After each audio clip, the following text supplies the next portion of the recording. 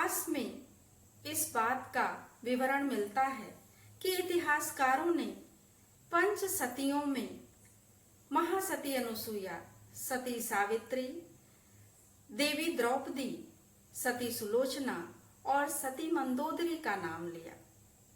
इनके अतिरिक्त पंच कन्याओं के रूप में देवी सीता, अहिल्या, मंदोदरी, द्रौपदी और तारामती को स्थान दिया गया।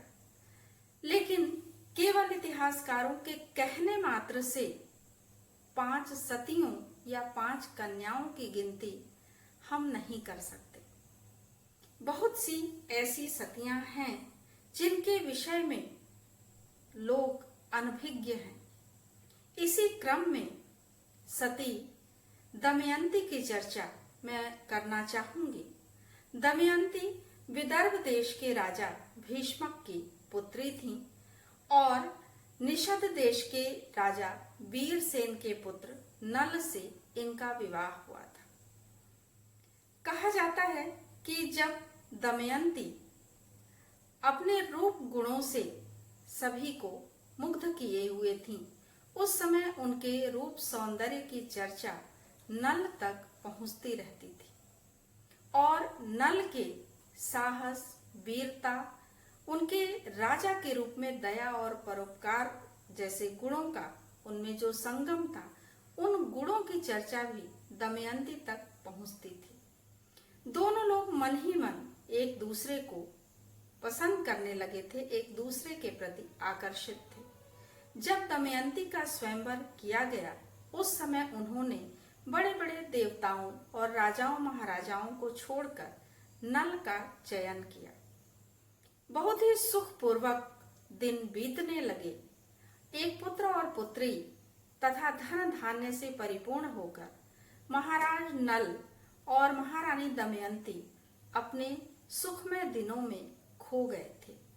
लेकिन कहा जाता है कि समय का चक्र चलता रहता है, कभी सुख कभी दुख आता रहता है। महाराज नल में एक व्यसन था। व्यसन क्या, दुर्व्यसन कहा जा सकता है। उन्हें जुआ खेलने का व्यसन था। उनका एक भाई पुष्कर, उसने एक बार इनको जुआ खेलने के लिए आमंत्रित किया, जहां पर समय के प्रतिकूल होने के कारण महाराज नल सोना चांदी, धन दौलत, राजपाट सब कुछ हार गए। अब महारानी दमयंती ने अपने बच्चों को अपने पिता के पास भेज दिया और स्वयं एक वस्त्र में महाराज नल की अनुगामिनी बनी। दोनों ही लोग राजपाट छोड़कर जंगलों में चले गए और वहां किसी तरह से दिन काटने लगे। एक बार दमयंती थक कर एक वृक्ष के नीचे सो रही थी। उस समय नल ने उनके विषय में सोचा कि उनके कारण दमयंती को इतने अधिक कष्ट प्राप्त हो रहे हैं। उन्होंने सोचा कि यदि वह दमयंती को यहीं सोता हुआ छोड़कर चले जाएंगे तो जागने पर दमयंती दुखी तो होंगी, लेकिन फिर अन्य कोई मार्ग न देखकर अपने पिता के पास विवशतावश ही सही वापस लौट जाएंगे। नल ने उन्हें सोता हुआ छोड़ दिया और वहां से निकल गए। अब जब दमयंती की आंख खुली, वह विलाप करने लगी। ऐसी दशा में समय की प्रतिकूलता देखिए कि वहीं स्थित एक अजगर ने उनको निगलना चाहा, लेकिन एक व्याध जो ये देख रहा था, उसने अजगर को मारकर दमयंती के प्राणों की रक्षा की। लेकिन व्याध भी दुष्ट प्रवृत्ति का था। उसे दमयंती के सौंदर्य से प्रेम हो गया था।